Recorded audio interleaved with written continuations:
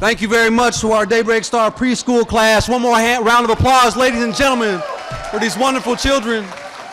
Public speaking is very hard to do. These children perform for you. Thank you so much for the time and effort you put in. At this time, I would like to introduce the interim director for the Seattle Office for Civil Rights, Mariko Lockhart. Please come forward. Mariko Lockhart. Thank you very much.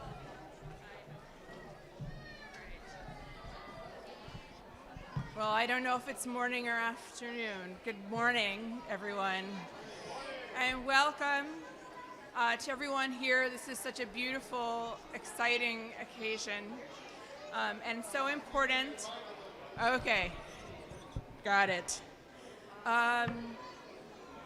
This is such an important occasion to raise up and acknowledge and honor our Native communities and culture. And it's so aligned with the Office for Civil Rights vision, transforming this day into a day that honors Native people is consistent with what we stand for. Our vision is of a city of liberated people where communities historically impacted by racism, oppression, and colonialism can thrive and hold power. I'm proud that the Office for Civil Rights has been staffing and coordinating this effort along with the organizing committee. And I'd like to give thanks to all of those and our partners who made this day possible.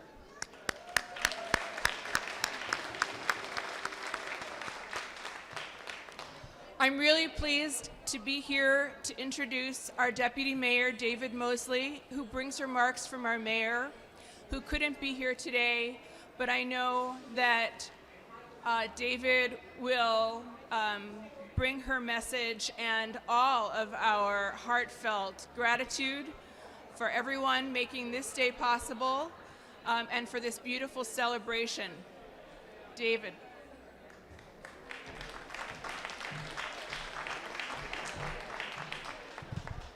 Thank you very much, Mariko. I want to thank Mariko for this kind introduction. I also want to thank Elder Ken Workman for his comments and prayers for us this morning. I've had the opportunity to share the stage with Mr. Workman now on several occasions over the last several months, and it's always an honor to be with Mr. Workman. I also want to thank the Daybreak Star preschool class, the beautiful children of the class, for being here with us today.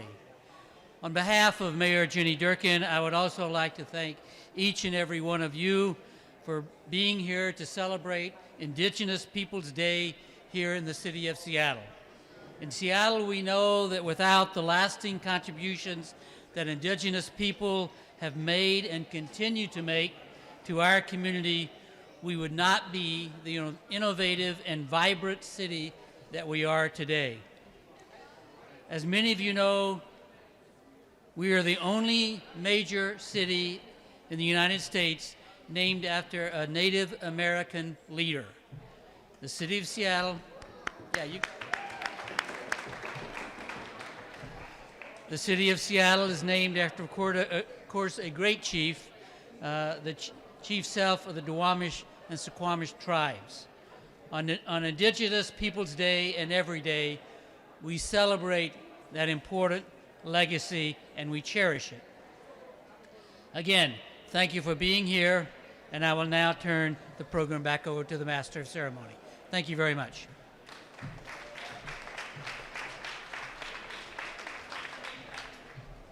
Thank you very much. Thank you very much to Mariko Lockhart and Deputy Mayor David Mosley. At this time, I would like to start introducing some of the council members instrumental in putting this event together and helping out get this together. Councilmember Lisa Herbold and Councilmember Kashama Sawant, please.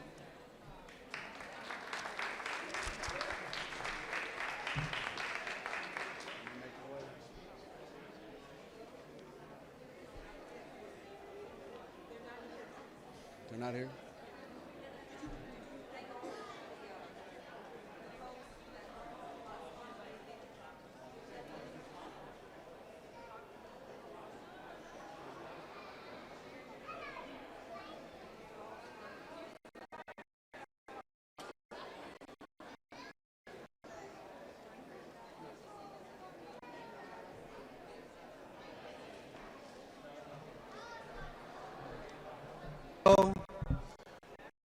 The City of Seattle Native Employees, or CANUS for short, United Indians of All Tribes Foundation, the Seattle City Council, the Seattle Public Library, Seattle Human Rights Commission, the Seattle Office for Civil Rights, Seattle Human Services, Seattle Office of Arts and Culture, the Seattle Public Utilities, the King County Native American Leadership Council, and PTE 17. I'd like to thank them for sponsoring and give them a round of applause for helping us put this event together.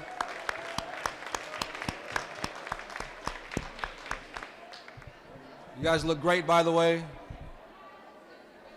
My name is Wesley B. Roach. I'm sorry I did not introduce myself earlier. I come from the Lakota Nation, the Dakota Nation, as well as I share some ancestry with some German, French, and English folks from Europe as well. I'm happy to be here today and help MC and be the Master of Ceremony today for this event. And now that we are ready to get rocking and rolling, I hope you're getting some food in your system. But at this time, I would really like to introduce Lisa Herbold, the council member Lisa Herbold, and council member Kashama Suwant at this time. Thank you for being here.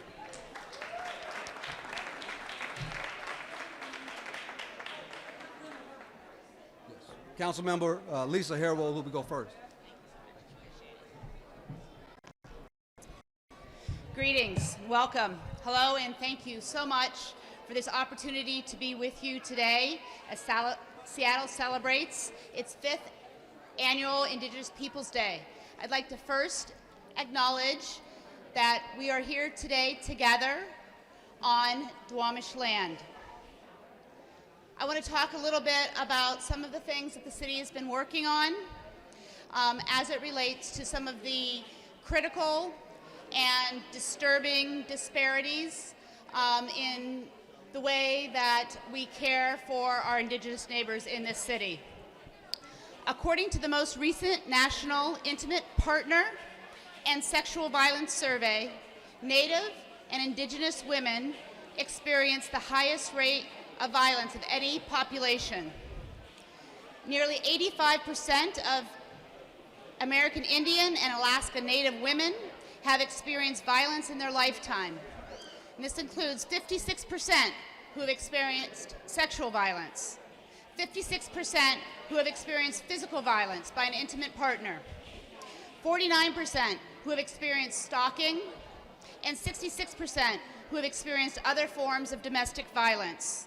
Overall, more than 1.5 million Native, Indian, and Alaska Native women have experienced violence in their lifetime. At a time where we're really focused on issues related to sexual violence and gender violence, it's really important that we focus on the greatest disparities, the folks who are most experiencing these atrocities in our community. These rates of violence are unacceptable. As allies to Native communities, we must all fight to ensure that Native communities have the sovereignty and resources to support their own communities. Also, as it relates to homelessness, we know that here in our city, Seattle, American Indians and Alaska Natives experience homelessness at higher rates than many other communities. Our city is beginning to make strides in supporting our Native and Indigenous people who are experiencing homelessness. Last week, the Seattle Human Services Department presented on the first 6 months of our homelessness system performance investments. So far, in 2018, we've seen an increase both in the number and the rate at which Native American and/or Alaskan Natives are entering housing, and that is moving from being unsheltered to moving into permanent housing. We're really hoping that with strategic investments and thoughtful partnerships with Native communities, we will continue to decrease the disproportionate rates of homelessness experienced by Native communities. And we've really only been able to make those improvements over the last year because of those partnerships, because the city is focusing its efforts to funding our social service providers that work with Native communities that have these lived experiences, and funding those partnerships so they can interact and engage and do outreach to those communities and make those connections with permanent housing. We know there's so much more to do, both to address homelessness and address gender-based violence in our city. Earlier this year, the council passed a bill extending the statute of limitations on sexual harassment claims passed by the Office of Civil Rights. My hope that this bill will help to provide an additional tool for people who are experiencing all forms of harassment, and again, as I mentioned earlier, especially in light of the Me Too and Time's Up in the Seattle Silence Breakers movement. Finally, in closing, I just want to say that we know that American Indian and Alaska Native peoples are more than just the violence they experience or the challenges they face in our communities. We have to draw on the strength and the resilience of the people who have had these experiences, and together we can move forward for a better city for all of us, We all as a city will only prosper when those who are most harmed by the past injustice of our country, of our local government, are addressed first. Thank you so much for the opportunity to speak today and for the opportunity to experience, again, the deep resilience and strength of our Seattle Native and Indigenous people. Thank you.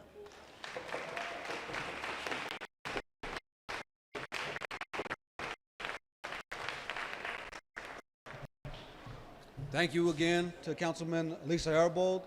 I would like to introduce to you another member of the council who was instrumental. Put your hands together for Councilman Kashama Sawant. Councilmember, sir.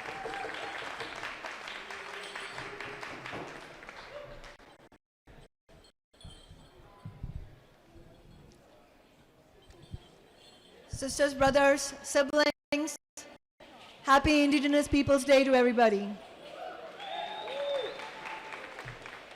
Some of you may have heard me, those of you who were there at the rainy rally at Westlake, so I apologize if you're hearing this for the second time, but I know that the inspiring message cannot be repeated often enough, so I'm really honored to be able to stand with you again here at City Hall.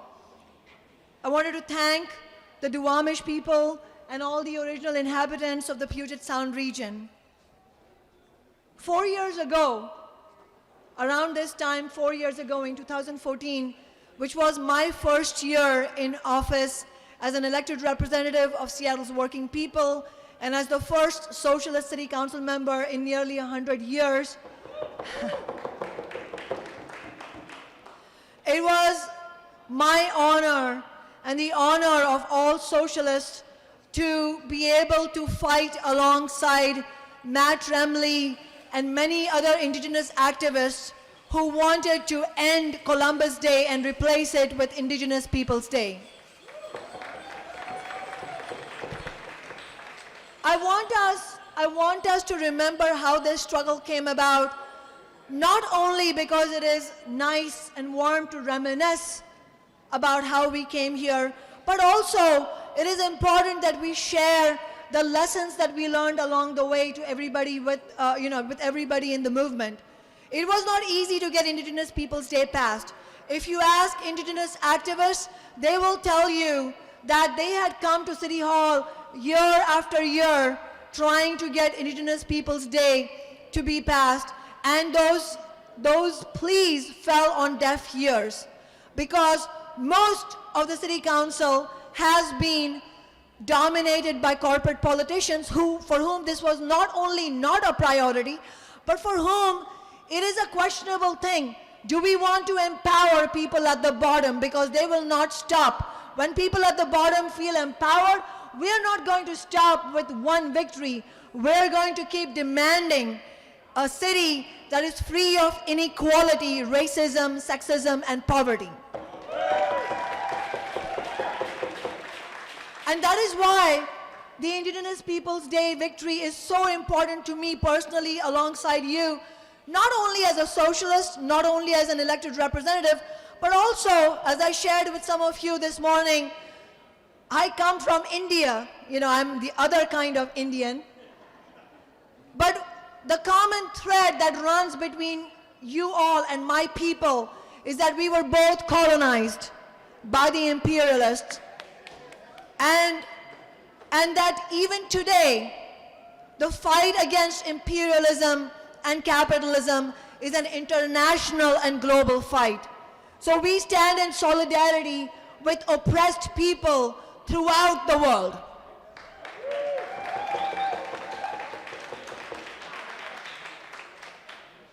Shannon Morrison, who spoke at the People's Budget Rally this Friday, said that it is important to have Indigenous Peoples Day celebrated every year because it is a real action on race and social justice. And that is why we are fed up. We are fed up with the celebration of Indigenous Peoples Day being nickel and dimed every year, and for the community to have to come to City Hall and ask for a little bit of money to be able to carry out the celebration. That is why, my friends, I appeal to you all to join me in the people's budget struggle so that we can win permanent funding for Indigenous Peoples Day celebration.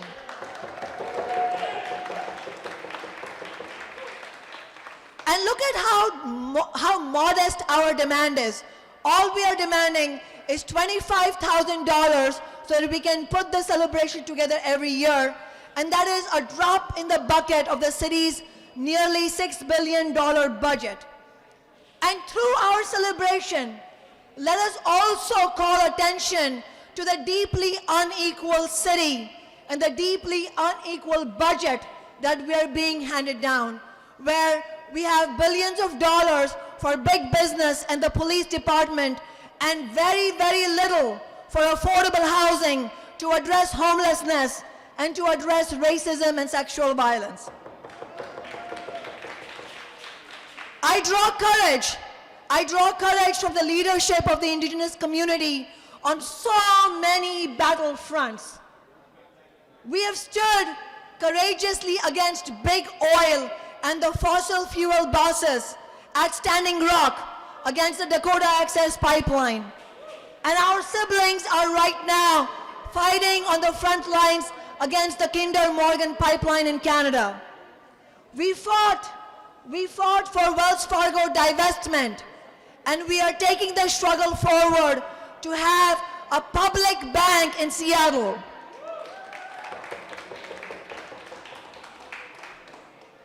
But we are also, as Councilmember Herbold said, we are also fighting against systematic sexual violence, sexual harassment, and workplace harassment, which we know is pervasive. We, as women, people of color, and the marginalized, as working class people, face oppression every day. And it is thanks to ordinary people like ourselves, women who have been on the front lines of the Me Too collective struggle, that this is now finally seeing the light of day. Congratulations. Congratulations to everyone who fought bravely against Brett Kavanaugh's nomination. We did not win that fight, but it is far from over, am I right? Now that we have a Supreme Court that is conservative and that is going to engage in attacks against women's rights, against reproductive rights and women's bodily autonomy, against the rights of workers, against environmental regulation. Now that we know we face this, it is time to bring the Me Too struggle out into the streets. Let us build a united fight back against sexual violence, and let's stand with the missing and murdered Indigenous women who have courageously fought against this scourge in their community. But let us also fight to build a broad-based united struggle, because whether you're Indigenous, whether you're white, whether you're black or brown, all women face sexual violence. And let us stand together and let us bring people of all genders, working people of all genders who want to fight against inequality. And in the budget, in addition to fighting for Indigenous Peoples Day funding, I urge you all to also join the people's budget struggle to fight for an independently elected office with full funding for investigating all workplace harassment faced by Seattle's workers. Let us also demand that we have, not just for City of Seattle employees, but for all workers in Seattle, a real health care plan, Medicare for all, that will include the health care needs of all communities, including the trans community, but also make sure that there are rape kits and trained staff at every clinic around the city. But last but not least, my friends, we need to fight to end some of the biggest crises facing our communities. and that is the crisis of affordable housing and homelessness. It is really unfortunate that the majority of the City Council voted to repeal the Amazon tax that would have taxed biggest businesses in Seattle to fund hundreds of units of affordable housing every year. But let us not let the City Council off the hook. Let us use the people's budget struggle to fight for hundreds of units of affordable housing to be built every year so that the money is spent on addressing homelessness and inequality, not for SWAT teams and K-9 units in the Central District. That is why I appeal to you all, please join us in the people's budget struggle, and I wanted to throw out 2 dates for next steps for our struggle. One is we have a public hearing for the budget at City Hall right there in Chambers on October 23rd. Please join us there. And my staff are going around with leaflets and sign-up sheets. Please make sure you sign up so that we can keep in touch with you and build an ongoing struggle. But the other date I wanted to throw out was on October 30th in Tacoma. There will be a public hearing on LNG in 253. What is our message going to be at the public hearing? No LNG in 253. Nobody's saying no LNG.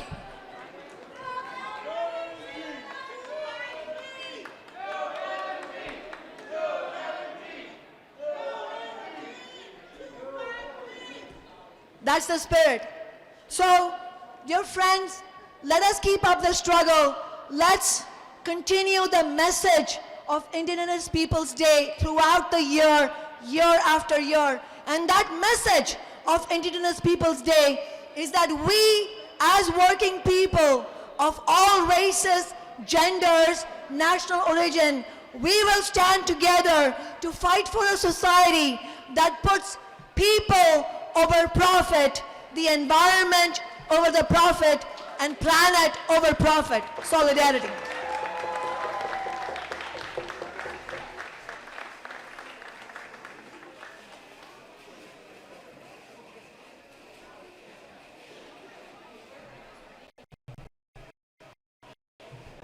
Another round of applause for Council Member Kasama Sawant, please.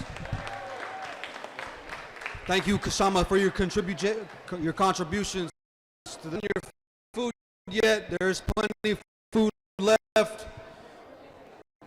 Please take some time to go get something to eat. You'll be here for a little bit. Please keep in mind all the fights that are going on right now in Native country, whether it be Kinder Morgan Pipeline, LNG, and the 253. Please keep those fights in the forefront. We're getting ready to introduce some of our speakers today. Our next speaker is a descendant of African American, Mayan, Taino, and Apache ancestry. She leads a life of both purpose and calling with the knowledge from the cultures that she participates in. Her work is directly reflective of the power she yields as a young Indigenous woman. She has participated in the tribal canoe journey. She continues to participate in canoe journey for the last 6 years, now a skipper in training. She works closely with the Buffalo Field Campaign and sits on a board of a sustainable living nonprofit organization and works with Na'alahi Fund's Restorative Justice Program. She's a singer and a dancer in the community for Tlingit dance groups. And for the last 4 years, she is also a singer for Indigenous Sisters Resistance Drum Group. She is a youth leader and activist in the Northwest Native community and has traveled to Standing Rock as a water protector. She's a known artist in the community and has written and performed poetry and is also very, very great at her beadwork. Without further ado, I'd like to introduce our youth speaker today, Ayana Fuentes.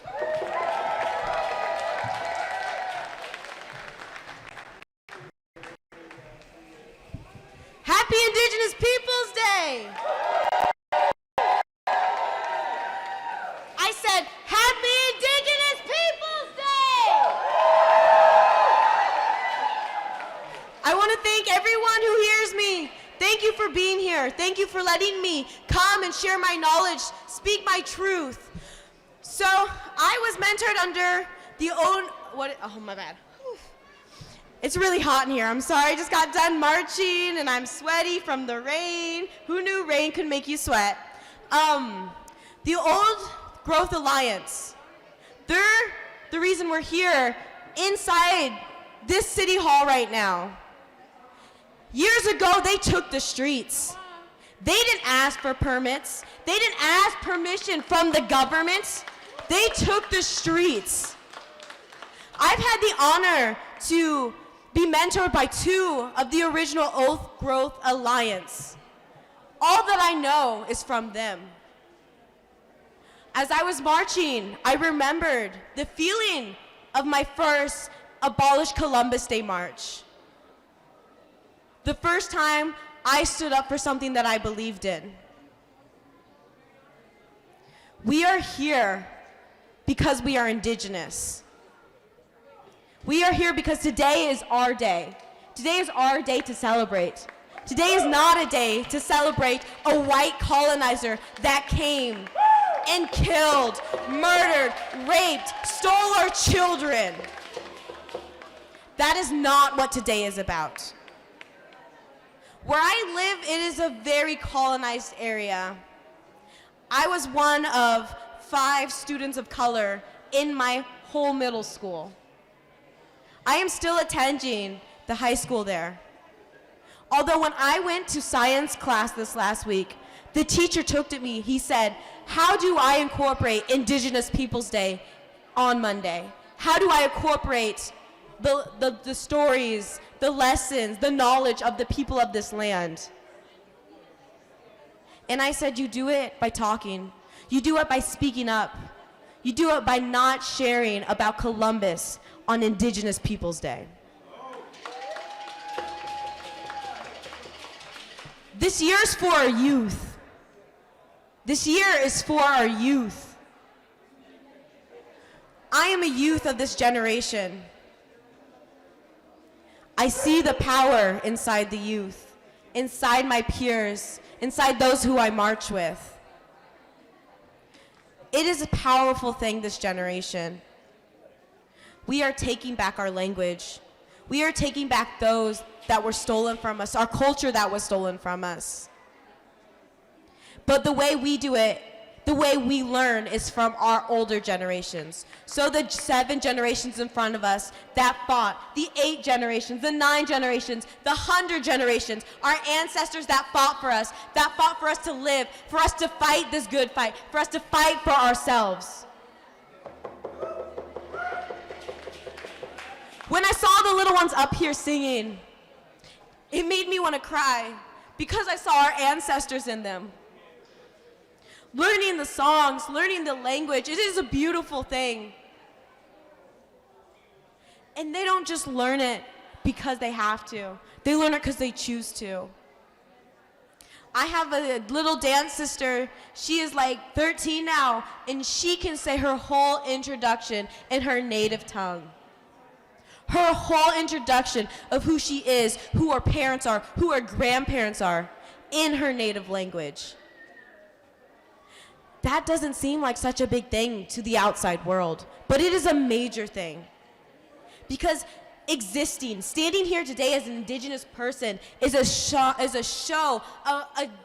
It represents who we are, that we are resilient, we are strong, and we will continue to fight. No matter what is thrown in our way, no matter how many city officials, no matter how many police officers are in front of us, we will always fight for ourselves, for our people, for our ancestors, but most importantly for our youth. Our youth are the future. We will be nothing without our youth. We will know nothing without our youth. Our youth are our future elders.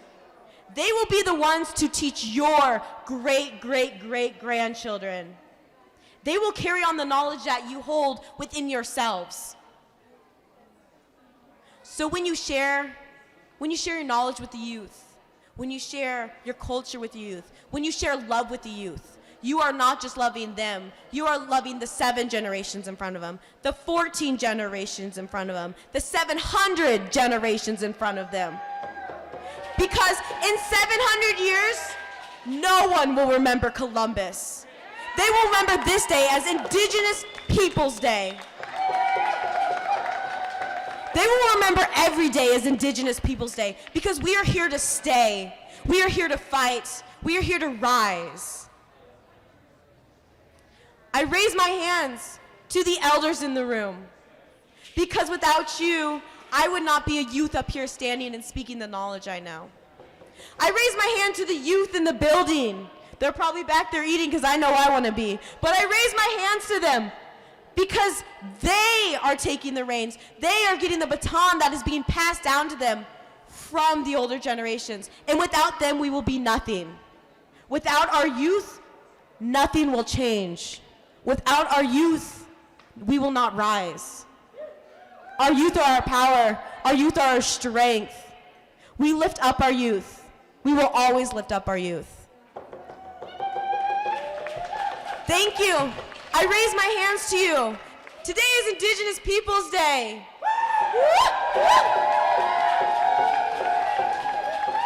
I said, today is Indigenous Peoples Day.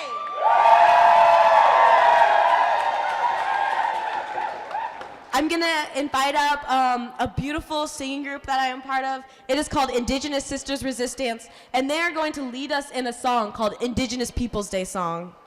And as we sing this, stand up, cheer, dance, sing along. Whatever your ancestors are telling you to do, do it. Today is Indigenous Peoples Day!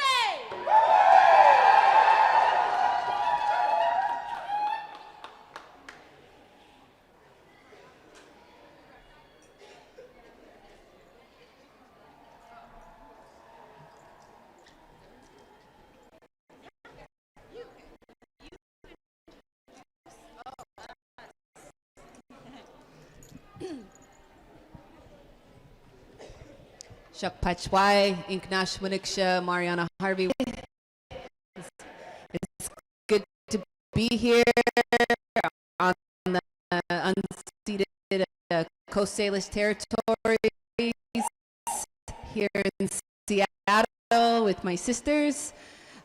We're going to share a few songs, and any sisters that want to come up and sing with us, we're just a group of women that we just want to sing. We sing in our living rooms. We share meals together.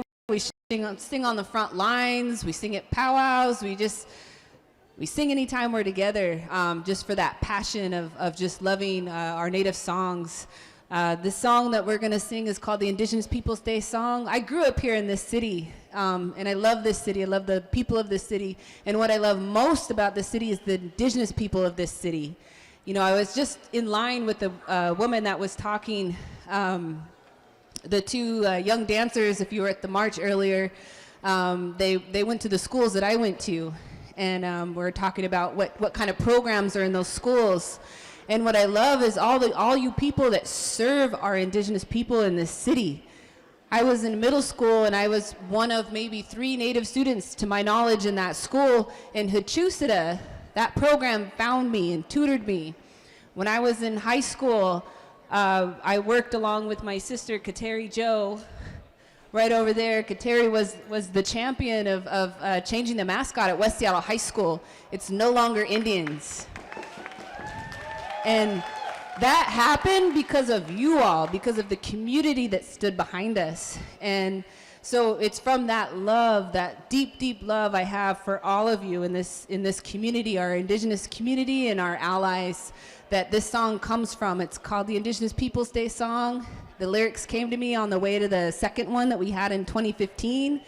And yeah, Tawi Shamash, this is Indigenous Peoples Day.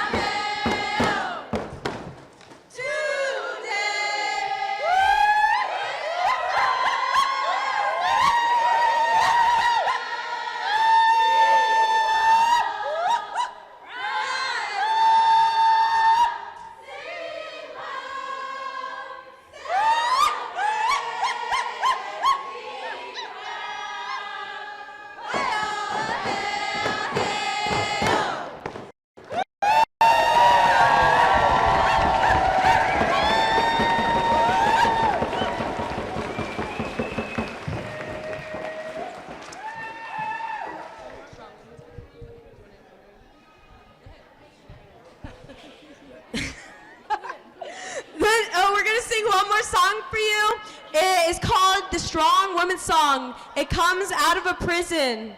Where's it from? If anybody wants to come and sing, all you ladies and your pretty singing voices, come stand in front. You know you want to. Hey!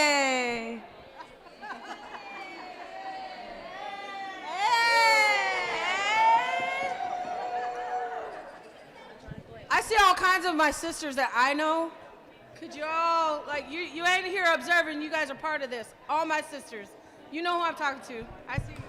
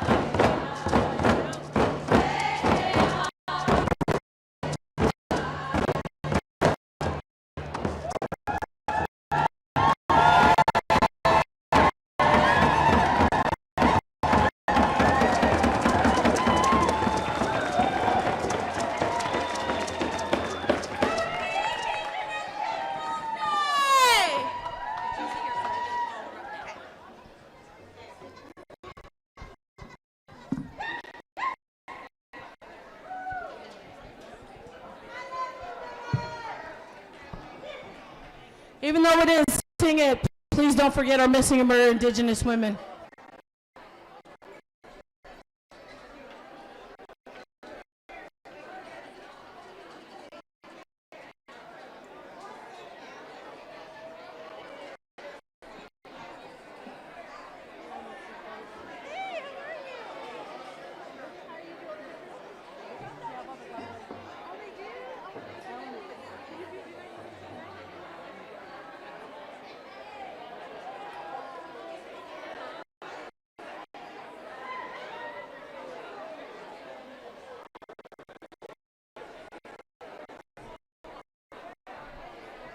Oh, thank you again. Thank you again to Ayana Fuentes, to our Indigenous sisters, Resistance. Please give them another round of applause. Life. Thank you so much, women.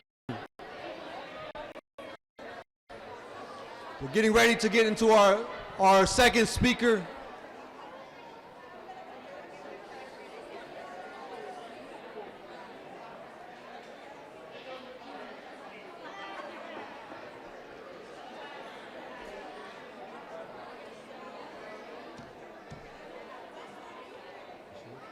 Our second speaker today is an actress. She's a singer and a songwriter and an activist for environmental and social justice.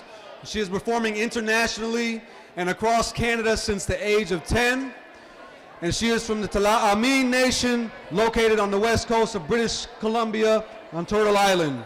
Without further ado, please welcome Takaya Blaney.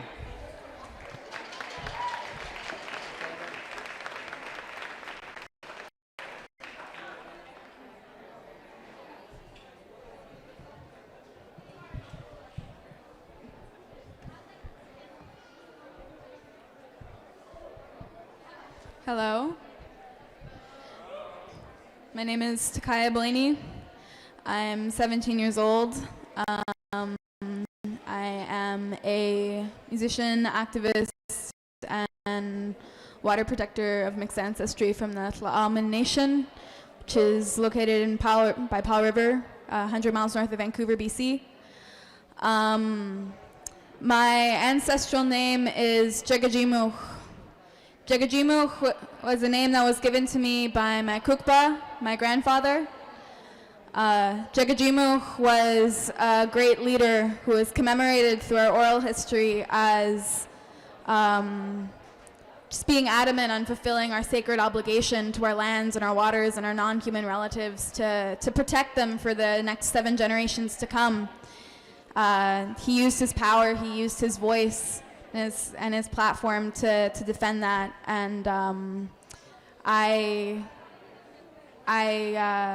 do my best in the work that I do to honor that legacy, not only the legacy of Jagajimuh, but all of the ancestors whose shoulders that I stand upon, just bringing their teachings and their values forward. The work that I do is that of building bridges between those of us who are suffering at the hands of colonial epidemics, such as substance abuse, suicide, violence, and the medicine that inspires their healing. Whether that be more adequately funded education and health programs, or a revitalization of that which is ancient, connecting our youth and our elders, building a bridge between our youth and our elders, between our ancestors, who we are representing in every moment, and the future generations that we must always be living our lives in defense of. So. Indigenous peoples everywhere are experience violence as a result of the persisting legacy of colonialism. And in addition to this, we are the most vulnerable group to the impacts of climate change. We're always on the front lines. You know, in one part of the world, indigenous people are experiencing violence as a result of resource extraction. In another part of the world, indigenous people are experiencing the consequence or experiencing climate change as a result of these extractive industries. So this intersection between environmentalism and climate justice and you know, uplifting indigenous communities is a very important one, because despite our vulnerabilities, we are the most powerful agents in fighting for our climate future. So in my community, the impacts of climate change were witnessed by a single generation. The degradation of our environment was witnessed by a single generation. I grew up profoundly connected to a culture that I had never directly experienced. I heard about our traditions. I resonated with the stories that my elders told me about our relationship to the land, our relationship to our non-human relatives. But I never had the opportunity to experience that firsthand.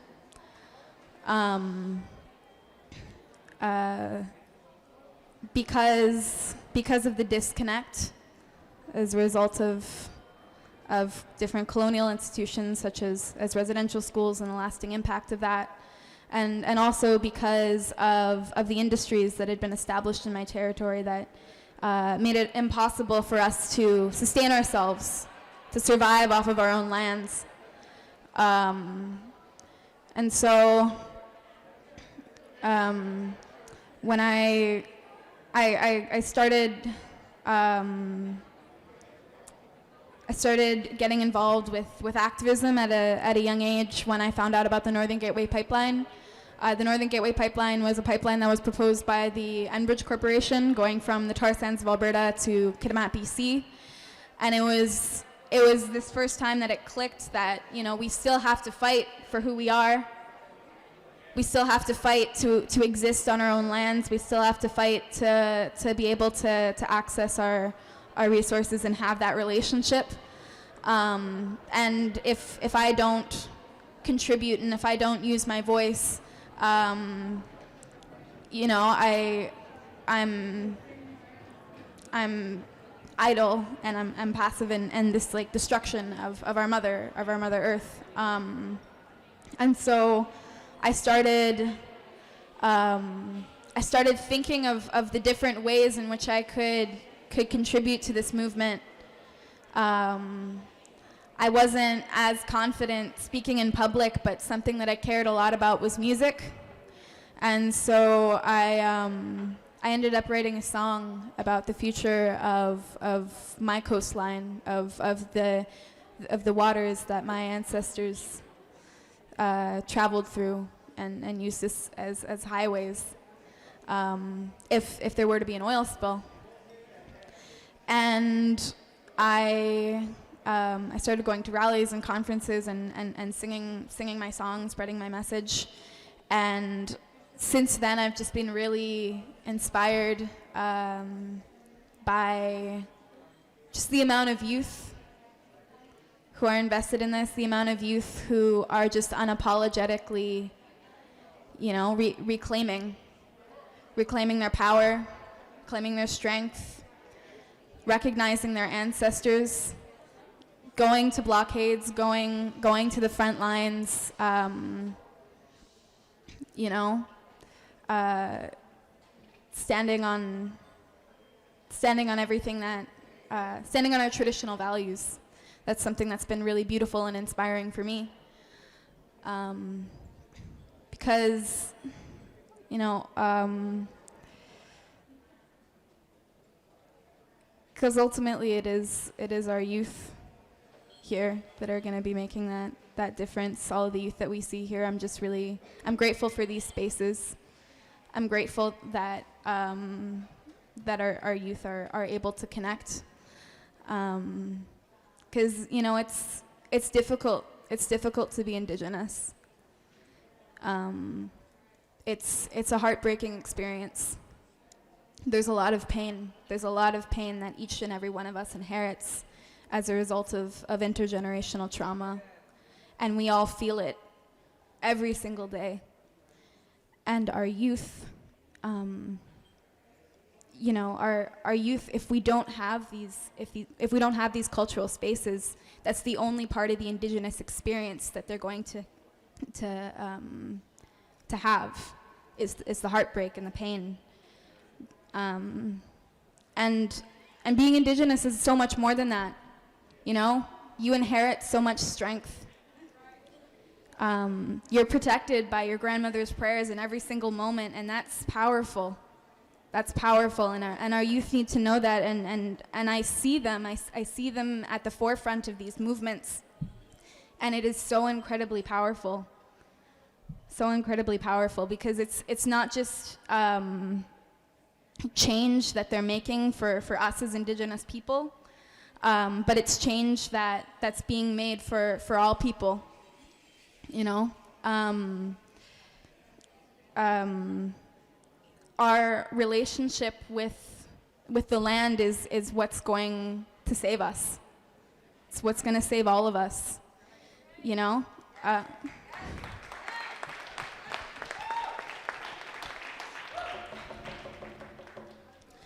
It's something that's been forgotten and suppressed and destroyed. This sacred relationship that we have with our water and with our land, because it doesn't make money. You know, it has no value in this Western world, and it's, you know, it's the teachings that we as Indigenous people hold that are going to counteract that, that are going to, you know, because we need to relearn what it is to live on these lands, what it is to love these lands. You know, it's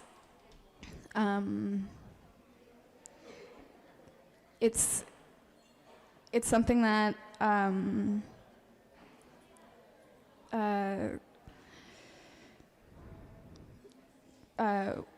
we've forgotten, or Western culture has forgotten, but we have that memory, and that memory it's in our bones, it's in our DNA. And to see everyone come together like this, you know, I see so many cedar hats in the room, and I love that. Just wearing their regalia, you know, wearing your ancestors on the outside because you carry them with you at all times on the inside, like that's powerful. I kind of got here quite late, and as soon as I get in the door, there's like singing, you know, and that's powerful. Indigenous women singing together, raising their fists in the air, like that's just so powerful. It's medicine. What we're doing here, it's medicine. So, I don't know, I have no concept of time or how long I've been talking here, but yeah, I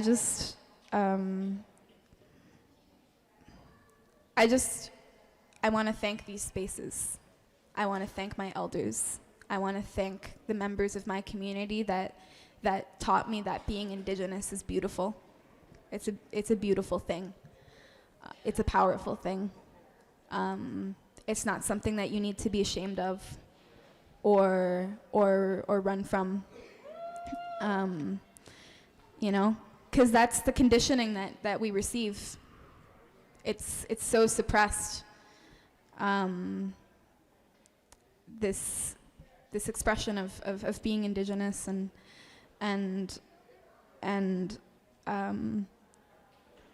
the fact that it's something that we're all able to come together and celebrate after everything that we've been through. It's just, I raise my hands to every single one of you. I'm gonna share a song with you guys. This is called Amazing Grace. Sorry, it's Amazing Grace, translated into the slam and language. And I learned this song when I was like 4 or 5. I was watching TV and there was a Native man on TV and he was singing Amazing Grace in his language. And I went up to my Kukpa and Chichi and my grandparents, and I was like, I want to learn Amazing Grace in slam, and would you translate it into slam? And they did. And that's what got me passionate about music. And music's just been a huge gift in my life, and culture set me on that path. And anyways, this is Ajumish Klaklas.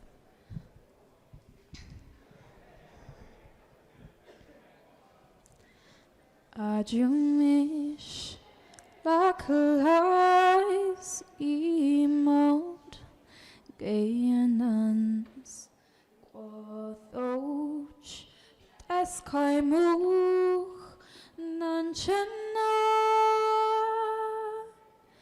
uach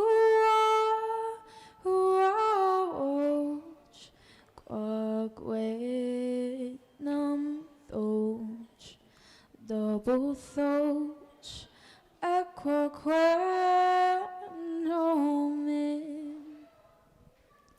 ho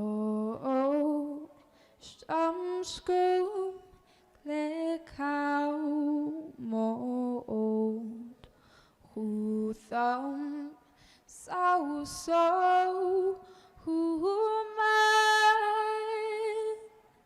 hey some lakais closed sheo hey some lakais hostam she gije oh, as my chenche chaman quasam moi husam hosum teklekau modnes quakad Nam tom zod tlaianoth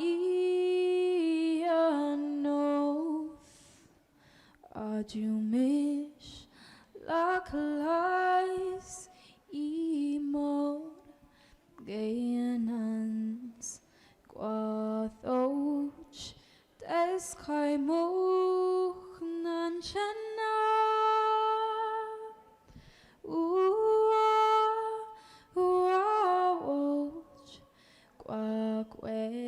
quagwenam thoch double thoch equaquenomin.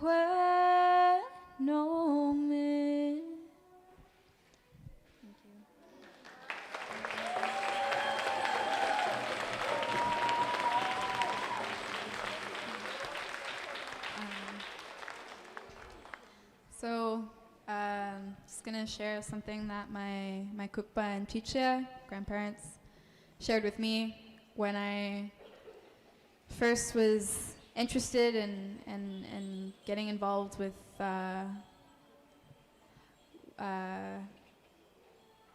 when I was first interested in starting to do like land defense work. And they told me that if you have a passion and if you have a gift, then that's something that, you know, it's not a coincidence.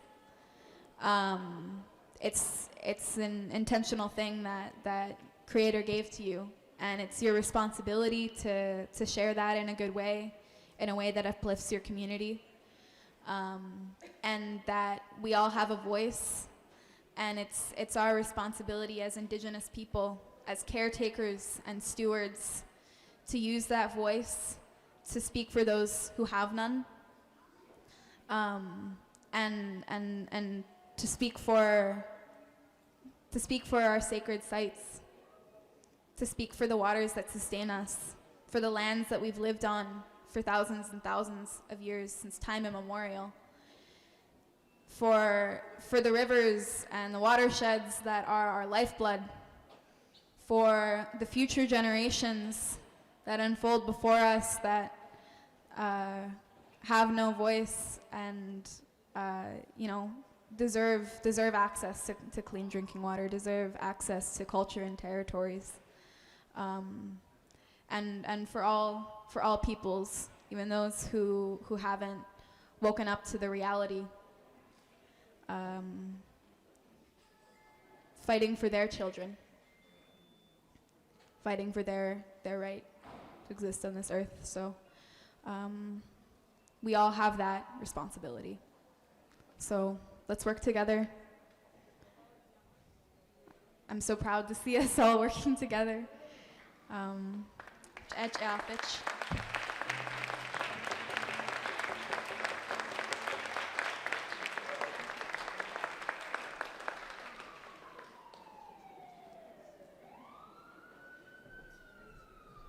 Wopila, Wopila, thank you very much to our guest speaker today.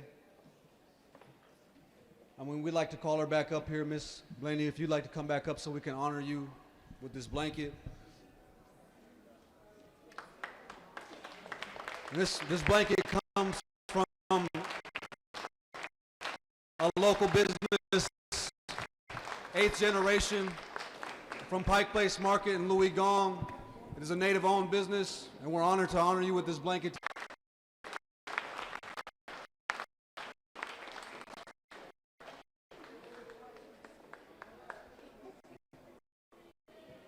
At this time, I'd like to welcome Council Member Deborah Juarez to read the proclamation. A round of applause for Deborah Juarez, please. Thank you.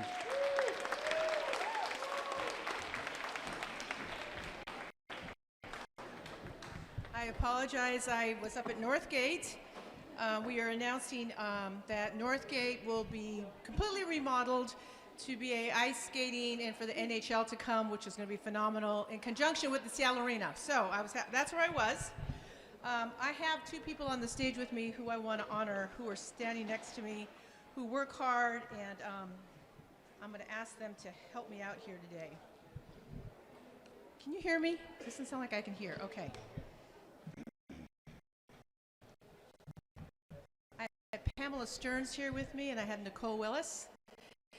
And I just want to say this about, there's a lot of my Native sisters, Minty. I got today gave me my Devil's Club for Protection. Thank you, Alani. My Devil's Club for Protection today. And this is what I love about, I miss being in Indian country and I miss being around Indian folks. I'll let that go. I'm going to let my sister Pamela read the proclamation because I have a platform and I talk all the time and I get sick of hearing myself talk. I just want to say a few words about what we're here and what this means for us today and every day, those of us that are Native. And this isn't new. I think some people think that the legacy of colonization and this whole concept of decolonizing just started, that it's just some kind of movement that people thought of 2 or 3 years ago. It's a history of loss. It's a history, as I learned last night listening to David Truer, who just wrote The Heartbeat of Wounded Knee, that it's also a history of plenty. Decolonization, the way I understand it and have my whole life, is about telling the truth. And the truth can be painful. It can be violent, but it's transformational. And it's powerful, and it's healing, and it's what we need. Not just in this city, but across the nation. It's the decolonization and telling the truth is where we right historical wrongs. Decolonization is about reclaiming, taking back spaces, and it is more than just a fad or a movement. I want to tell you that decolonization and telling the truth, when I talk about reclaiming space and making room for other voices, that space includes not only the physical places, not only the land, not only the water, not only what we protect, but our history. The lies sometimes we tell each other and we tell ourselves and maybe how the world tells us. It's also about our culture. I grew up on the Puyallup Res, and I'll tell you right now, nobody wore cedar hats up until about 15 years ago. That was a reclaiming. Bringing back the canoe journey. Grew up with, I'm a Plains Indian, I'm Blackfeet, but I grew up with my coastal brothers and sisters, and now they have the canoe. It's about language. I was lucky enough to be a member of the Blackfeet tribe where we have 3 immersion schools and Blackfeet is still spoken fluently. And it also is about architecture, and it's about being honest, and it's about being kind and loving to one another. And the healing words, when I listen to Abigail Elkohawk, when I listen to Esther Lozado at the Seattle Indian Health Board, Mike Tooley at United Indians, my sisters up here, a lot of us, Claudia Kaufman, my Nez Perce sister, who I grew up here. It's about just being kind to each other and knowing that as Native people, when I was growing up, Indian country was like the reservation. And then it got expanded to be like the ceded lands. And then it got expanded to be bigger, where and my Yakima sister, which I don't see where my Yakima sister is. I think she was drumming. Which I tease the Yakimas all the time because they believe their fishing rights are still in Commencement Bay, and the Puyallups have something to say about that. I've been an attorney for 32 years. I've represented just about every tribe in this state and many tribes across this country. And I didn't just build casinos and hotels and golf courses. I built hospitals, I built jails, I built youth centers, I built treatment centers, I built grocery stores and gas stations. And one thing I know about our people is when we talk about trauma, what I really want to stress to our people, particularly those of you who are non-Native, who are our allies, is the other side of trauma is resiliency. We are still fucking here.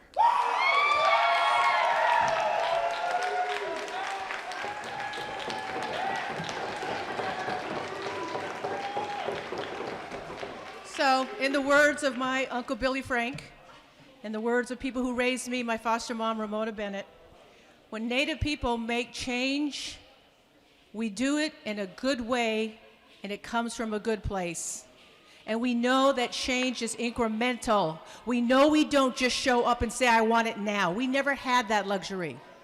Everything we have given up something for, we have died for, we have lost things for. And we're at a time, at a tipping point, I believe, when I see all these beautiful Native folks and the lovely young lady who we just saw speak. And I have 2 daughters who are enrolled at Blackfeet. It just gives me so much hope that when I'm long gone, somebody will stand here and be the governor or the mayor or the senator that's Native. And you people have brought me here today. I could not have been who I am without Indian people, Indian country, and more importantly, people like Laverne Wise and Indian aunties who grabbed me by the back of my collar and reminded me, I don't care how many degrees you have, this is how we do things. So with that, I'm going to invite my sisters. Go ahead.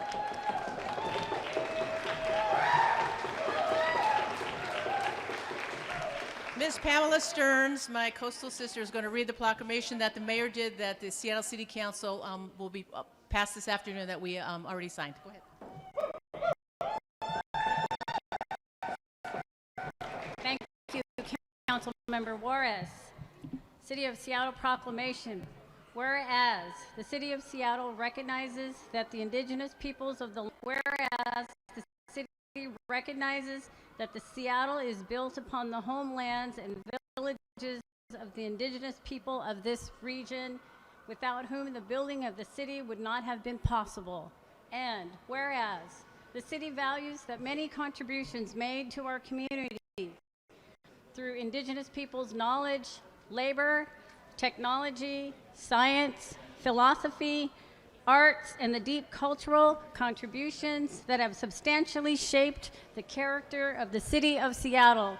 And whereas the City of Seattle firmly commits to continue its efforts to promote the well-being and growth of Seattle's Indigenous communities, and whereas the City of Seattle firmly commits to continue its efforts to promote the well-being and growth of Seattle's Indigenous communities, and whereas Indigenous Peoples Day was first proposed in 1977, by a delegation of Native nations to the United Nations sponsored International Conference on Discrimination Against Indigenous Populations in the Americas, and whereas the City of Seattle encourages all businesses, organizations, public institutions, and the city residents to recognize this day and to honor the legacy and the contributions of Seattle's American Indian and Indigenous communities. Now, therefore, the Mayor of Seattle and the Seattle City Council do hereby proclaim October 8th, 2018 as Indigenous Peoples Day.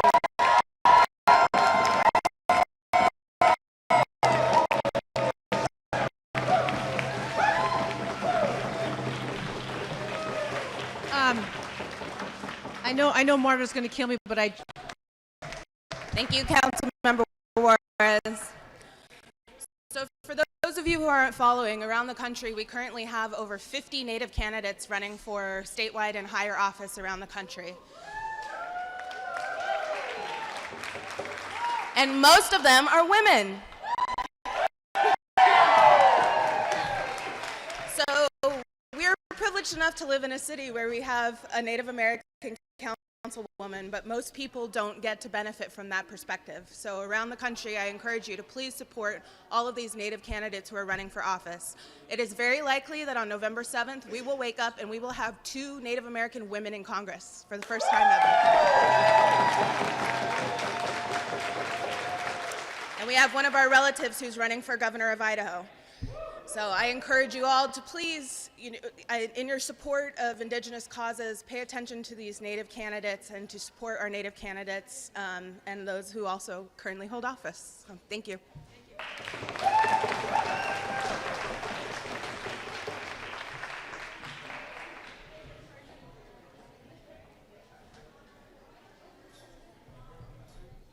Wopila, thank you once again to Councilwoman Deborah Juarez, to Nicole Willis, and to Pamela Dalton for sharing some words. You can go ahead and clap. It's good. Thank you. They deserve it. They deserve it. Please keep an eye on those races with our women Indigenous leaders. At this time, we are going to get into to the song and dance segment as we get ready to honor these traditions. Setting up the drum group right now is Southern Express. This is Junior Stanley, who is from Navajo and Shawnee heritage. Deo Escobar, who is Mohawk and Mexican, and Dancing Coin, who is Hopi, and Thompson Salish. And they get ready to honor us with an honor song. Take it away, boys. Hey.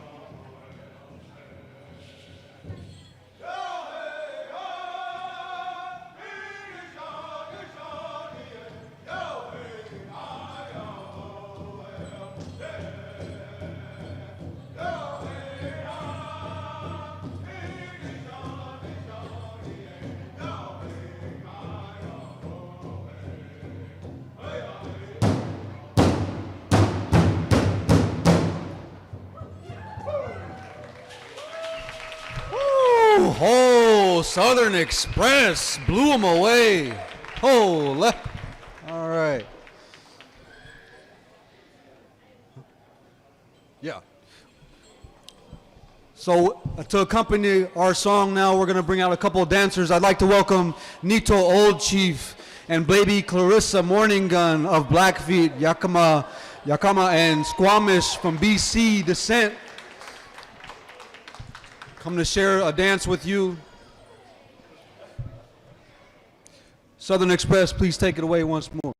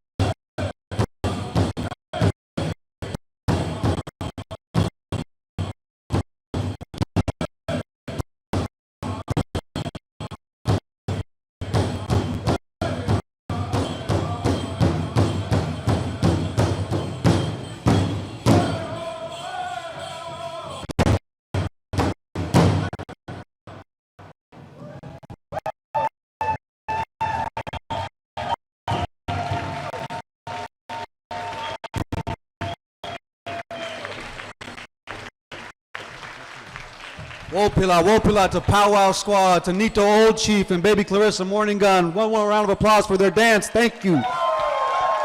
Southern Express. Oh, Wopila for the Olawans, brothers. Thank you for your songs. At this time, I'd like to call up these gentlemen traveled all the way from Browning, Montana to be here today and help us celebrate Indigenous Peoples Day in the city of Seattle. I'd like to welcome the Crazy Dog Society from Pekani Nation. Woo!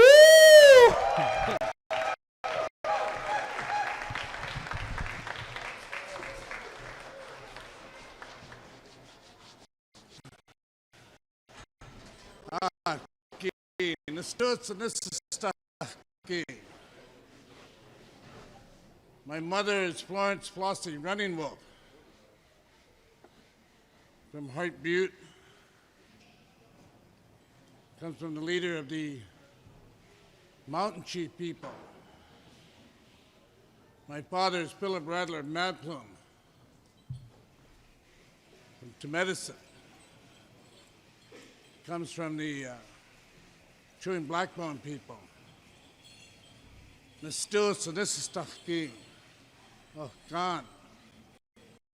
I was raised by my grandmother, Sundance leader, Mary Littlebow. And so we come here to help support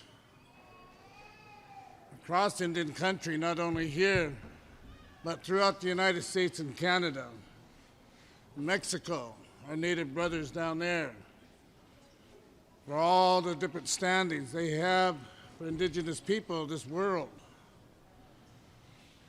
When we're sat down in this world, we're given the same thing in the four directions of this world and how to represent ourselves within the spiritual world itself. And so it's a good thing that happens here. Each one of our places we come from, we slowly be able to stand up and take part in what is indigenously right for our people who are from this land.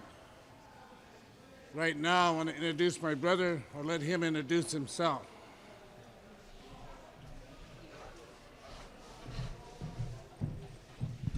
Okay, next up, Anang kok magkuis status. Kino naaksik sa matiyok kaya kinenak sa pito nasta.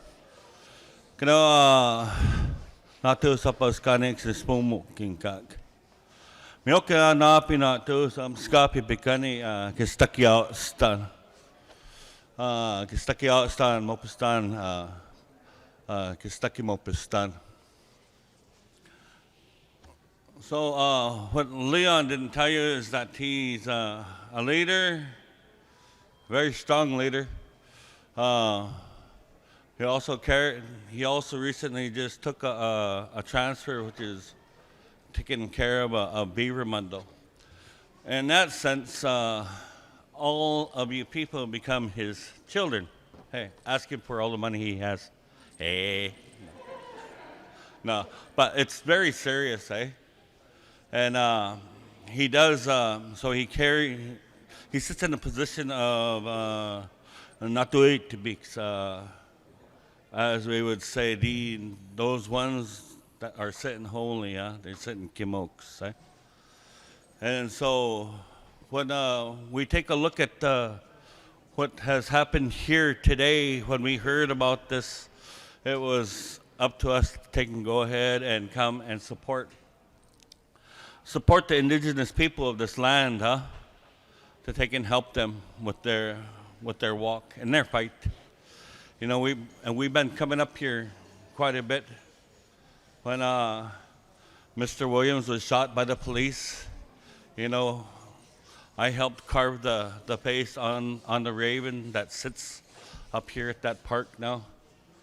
You know, I helped carry that totem. We've taken care of a lot of our brothers and sisters that are from over here. We've taken care of our brothers and sisters, no DAPO, when they were standing against the government and the pipeline down there in Dakotas.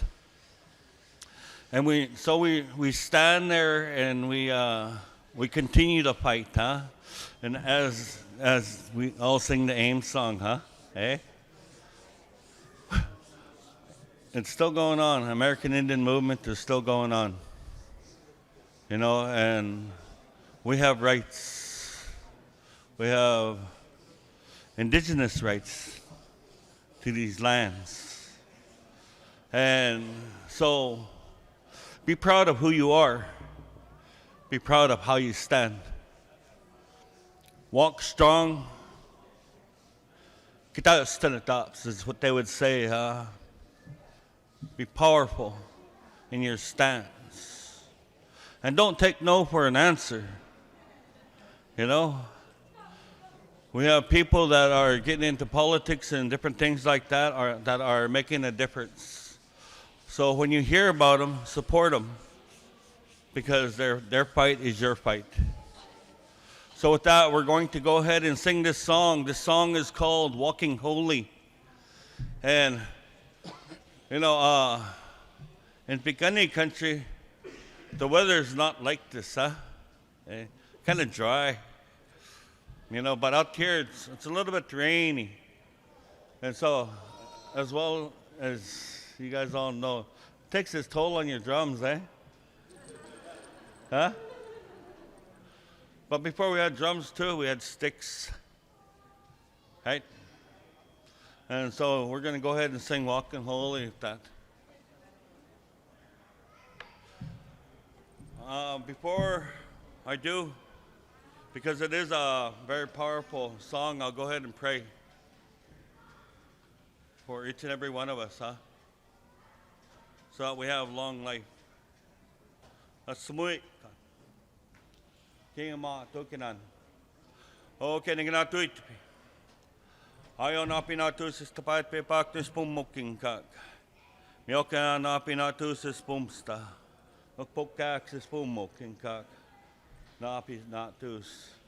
Okay, kipatak. Okay, siksakak, sakuyaki. Manakapi pay nagspumuking kak. Asumuik an yokana na apinatus. Nagspumo sa kanaksimite, sis kanaksmoto, kiksistakis nanaskas, okkan iksispumoking kak. Miokan kak inispumoking kak, napinatus, nispumo sa nimok stakes, amskap stakes, niapok stakes, apatok stakes, nispumoking kak. Haksi pisuatsa sispumoking kak, isistuatsa mga napiot sa kamotan.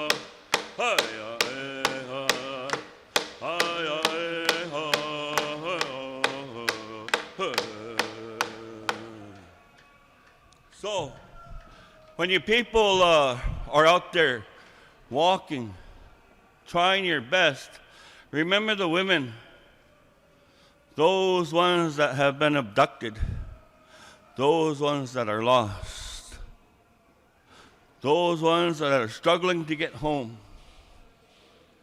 Remember them. That's what this song is all about. It's about those ones that have been taken from us. Misty Upham, you guys all know Misty. She's from up in here, but she was my cousin. And that's why I made this song for her. Because she was one of them, and her murder has still never been proven yet. They've still never found the killer. And so we have a lot that's like that. So remember them. Continue your walk. Continue your walk for your babies, your pokaks, the little ones, and keep them safe. No drugs, no alcohol. We don't need it. Ken? Ken? Do a closing song. Do a closing song. Do a closing song. In our closing, Nastuatsas Papipikani. Kanatsumata.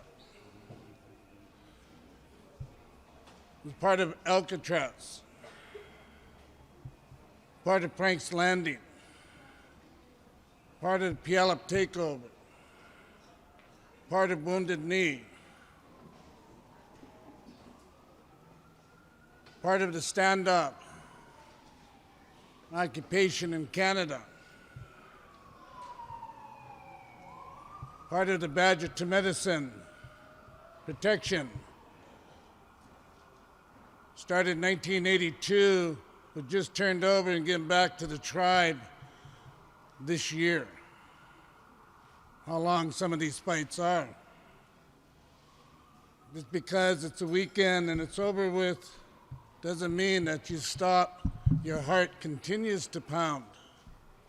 The blood continues to flow with the heritage that's given to you by your mother and your father, by your grandmother and your grandfather. Our walk always continues to go no matter where we are, no matter what we are doing. Remember that it's not up here, the mind, that makes you strong. It's this heart. The unconditional love and trust that you have for yourself and your people and what you stand for is what's most important. I call this one up here the bloomin' idiot because it has that, what they would call long nose that anybody can grab and turn it in any direction and everybody will follow and copy. But it's the heart that will tell you the truth every time. So be strong in your what, and remember all those ones who died so they might have the opportunity that you have today to be able to walk inside this hall and be able to sing your song. Because a lot of people gave and sacrificed so that opportunity could be here. Remember them in your prayers. This is one of our closing songs. We have many, many songs because we're people from the Sundance, we're the people from Yilkan, we're people from our warrior societies. We just want to try our best to present our people, where we come from, to each and every one of you, to share our heart and our love with you. This is a holy angel song.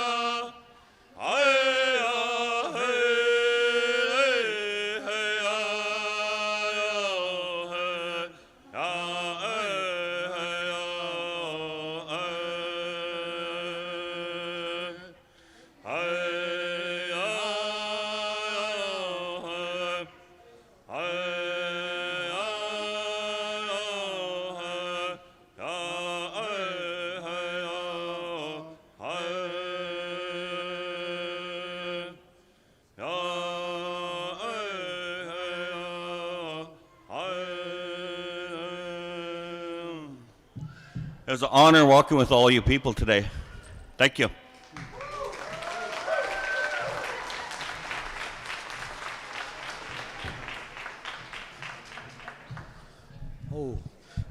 Thank you to Crazy Dog Society that came in all the way from Browning, Montana. Thank you for making the trek.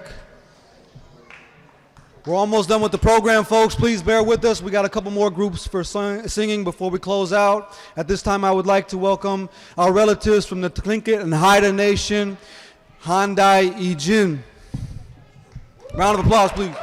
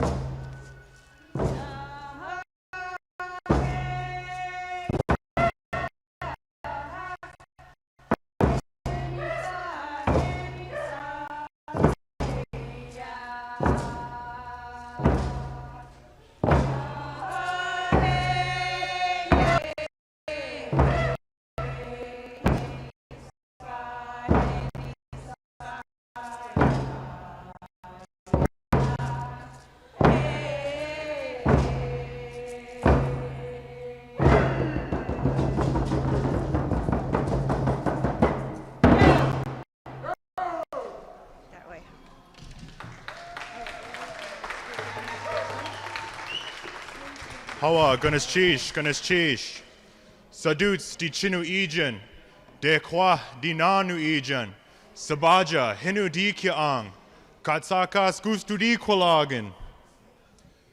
My grandfather's name is Saduts, and my grandmother's name is De Kwa. My name is Sabaja, and I'm from the Eagle Moiety. My English name is Brandon, and we are Hyundai Ijin, which roughly translates to, come take my hand. My own interpretation of this is come take my hand and join us in remembering who we are. We are mainly a Tlingit dance group. We sing Tlingit songs, but we are multicultural. We consist of many tribes, including Tlingit and Haida and Shimshian. That first song that we did was our Copper River song. It's our Entering the House song. It's also good to warm up the larynx. The next song that we'll be doing is Suheide Shukakutan. This song was composed by Harold Jacobs and gifted to the Sealaska Heritage Institute for celebration in 1994. It is based off the words of George Davis of the Deshitan from Angoon when he spoke in the 1980s at the Sealaska Elders Conference in Sitka. We don't want what you did here to only echo in the air, how our grandfathers used to do things. Yes, you have unwrapped it for us. That is why we will open again this container of wisdom left in our care. We feature our children in this song who are unwrapping a box of wisdom, who will carry on our culture. The significance of this song is not too long ago, we were unable to sing our songs, do our dances. So our elders tucked away the culture in boxes so that the future generations may find these boxes, open them up, and restore their culture and remember who they are. Without further ado, Suheide Shugakutan.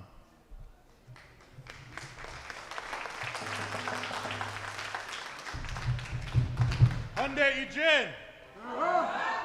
Suheide Shugakutana. Suheide Shugakutana. Yayakuske Daked Hajiganak Hasquadaki.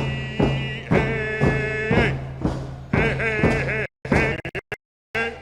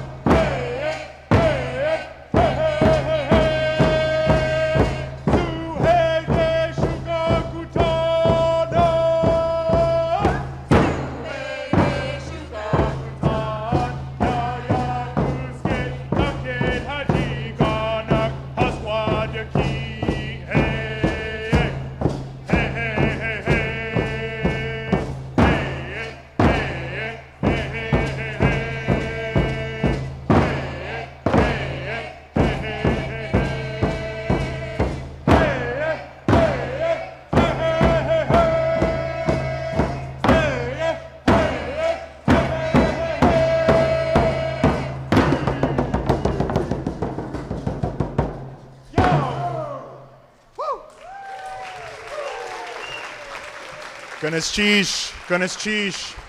Before I go on to our next song, I'd just like to explain a little bit about ourselves. We mean no disrespect when we turn our backs to you at the end of our songs. What we're trying to do is show you who we are. On some of our regalia, on the front or the back, you will see where we come from, which house we dance for. Just thought I'd let that out there. The next song that we will be doing is our Killer Whale song. At this time, I'd like to dedicate it to our sea life because the condition of our ocean is a direct reflection of how it is on our land. And so I would just like to bring some thought to that, food for thought. Just think about the ocean. What we're putting into it is also what we're getting out of it.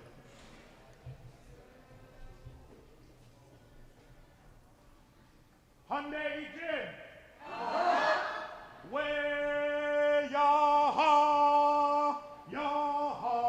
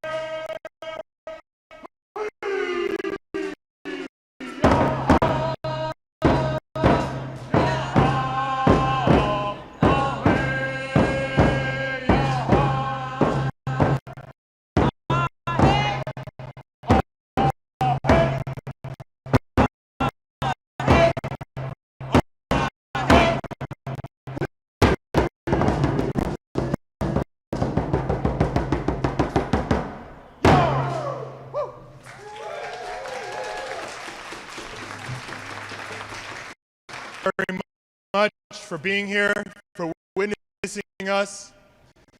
It's very, very important to our culture and let people know that we are still here. We do know who we are, and we're out here spreading it.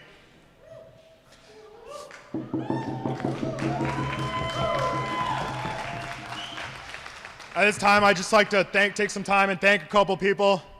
I'd like to thank the city of Seattle. I'd also like to recognize the Duwamish, as well as I would like to thank the sponsors that fund this lovely event. Without further ado, ladies and gentlemen, we'll be going on into our exit, Yela. And again, my uncle taught me not too long ago that you can never say thank you enough.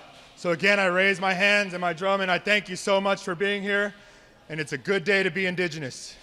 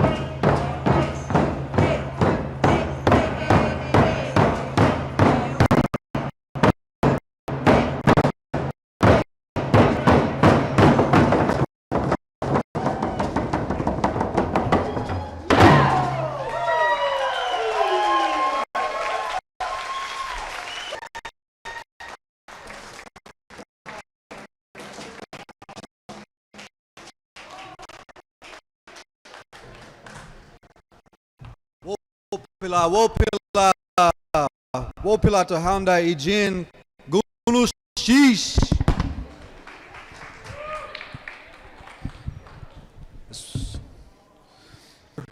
For showing support. There are over 70 cities and 4 states that recognize Indigenous Peoples Day. Seattle was one of the first. Just want to give acknowledgement for that. Thank you to the city of Seattle.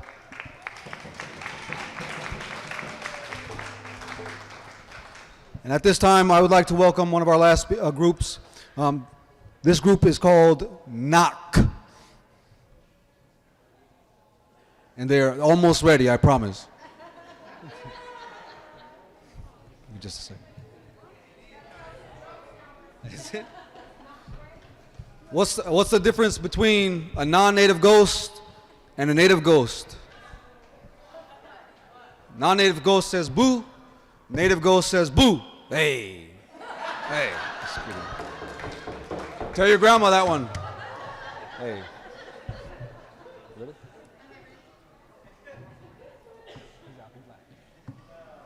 Okay, we're going to try again.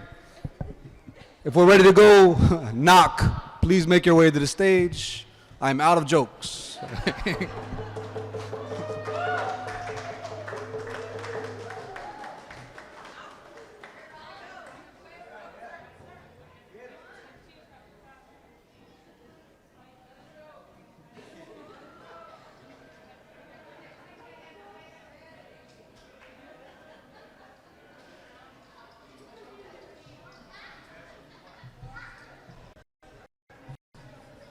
I think it's important also to note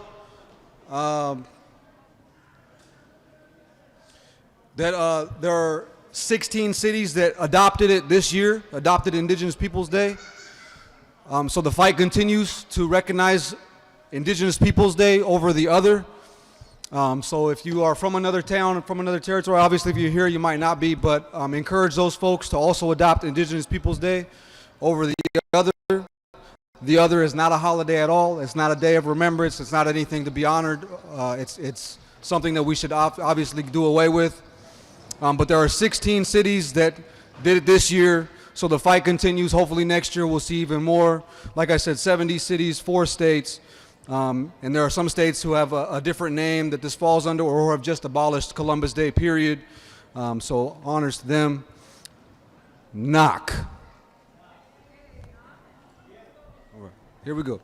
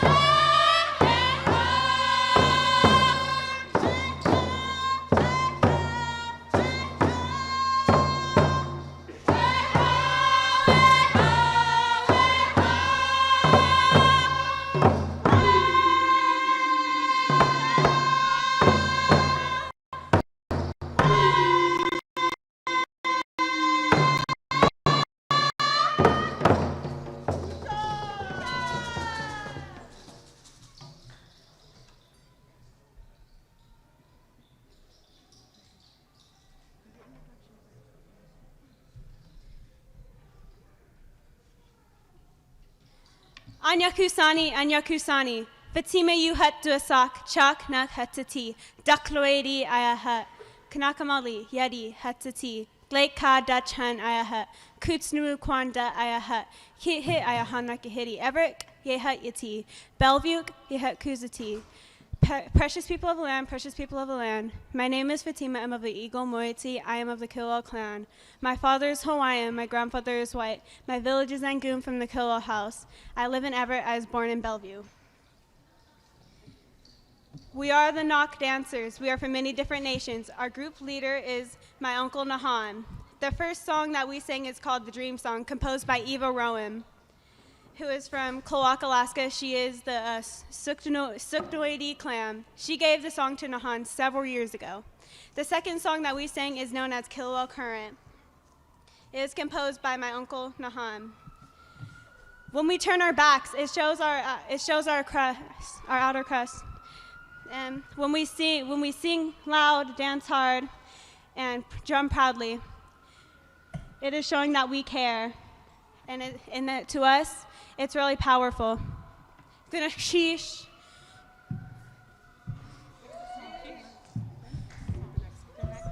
It's the exit song. The next is going to be our Chilkat exit song.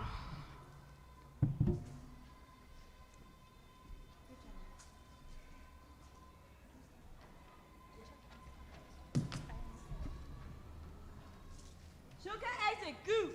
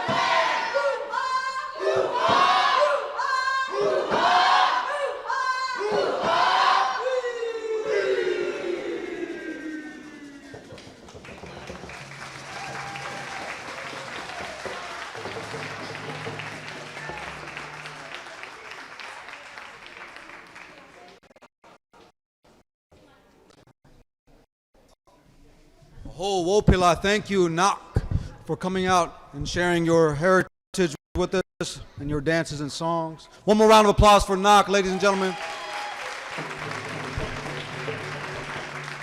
For Indigenous Peoples Day today, Matt Remley.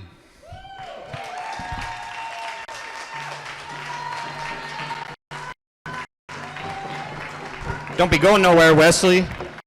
You're part of this too. Mataki just. Wastelo. Where's that Lakota out there? Oh, okay. That's beautiful. Love hearing the language. But, Tukashila wakantaka petukile wawashte yuha lena makoche ki awawichaki ayo. Dwama shoyate na makoche ki awawichaki ayo. Mini wichoni okiayo. Na wichasha na wia na takoja wakaiheja ki awawichaki ayo.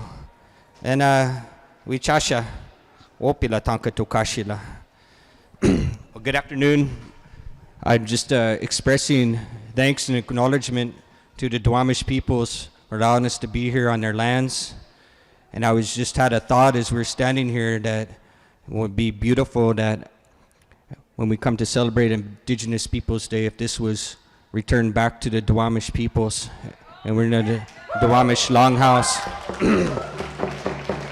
following their protocols someday, and giving acknowledgement and to their water out here that we have the opportunity to live by. And we should do whatever we can to support their efforts in cleaning up those waterways. That Duwamish River that's named after them, that's one of the most polluted sites in all the country, and it's just right here. And so it's good to celebrate and continue to celebrate and bring out our songs and languages, but it's also good to always acknowledge whom's land we're on and follow their traditions and protocols. I'd like to thank Jennifer, Ayana, Martha, Shannon. Let's give acknowledgement to all the coordinators and organizers. You can sit down. This ain't a prayer.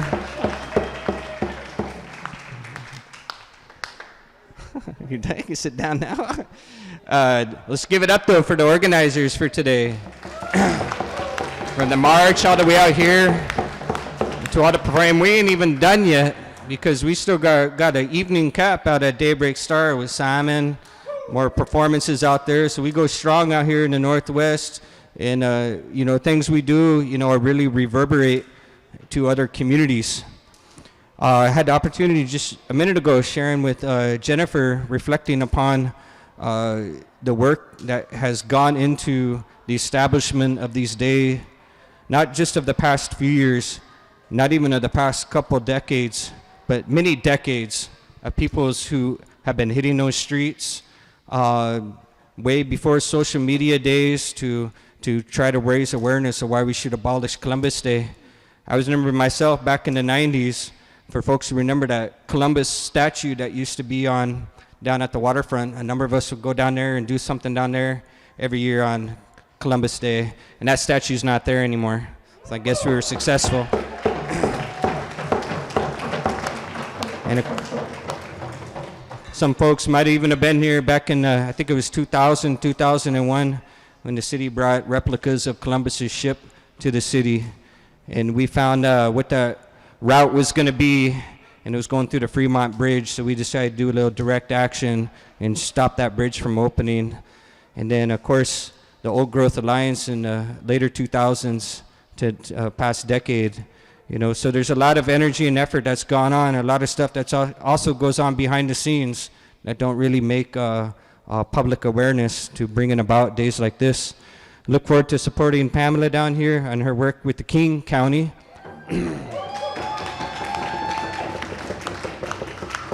Because what we're doing is really just grassroots. People say, hey, it's a federal holiday, so you're not really abolishing it. Well, we're smart. We know it's a federal holiday, but what this is called is grassroots organizing, working on the local level to make a tidal wave to wave across the country to hopefully one day will be abolished on the federal level. In 2013, it was just Berkeley and the state of South Dakota that had any kind of day in opposition to Columbus Day. Today, there's over 80, several states, cities. So we really started something in Seattle, an energy that, and one of the most beautiful things is working with other communities to bring about days like this. For me personally, and then I'll put the mic down, we'll just close with the song. Over the summer, I had opportunity to work with some Native youth out at Carkeek Park, and they had asked to share how do you write a resolution and that whole process, and we were talking about Indigenous Peoples Day, and there was a sixth grader here in Seattle, and he said, "What's this Columbus Day? Our schools don't do Columbus Day, we just do Indigenous Peoples Day." And man, that made my heart feel so good because we got our youth who are growing up who don't even know what Columbus Day is. So thank you again, organizers, coordinators. We'll see you all tonight. We're just gonna wrap up with a giving thanks song. So, bring all in and send you out in a good way.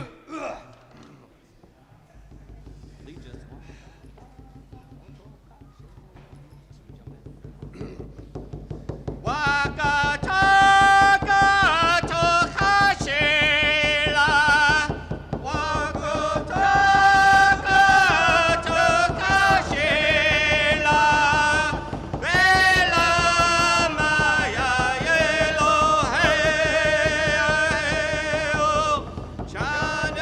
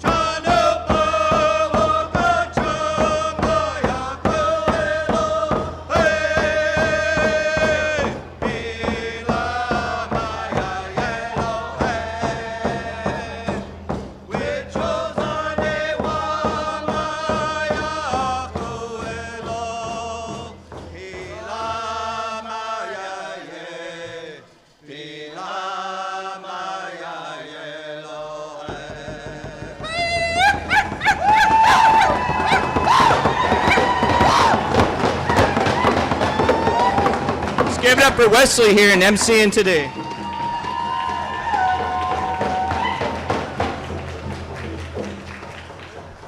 Oh, Wopila, Wopila. Thank you, everybody, for coming today. Thank you for showing your support for what has been a wonderful day and a wonderful celebration. Thank you all. I hope you drive home safe, find your way home safe. Don't forget, Daybreak Star, tonight, 4 p.m., the doors open, 5 to 7 p.m., they will be serving dinner. That is bus line 33. Get your butts out there, get in the seats, eat some salmon, eat some buffalo. Don't hesitate. The community doors are open. Please show up. We'll be there. Thank you for coming and drive home safe. Wopila, Wopila, oh.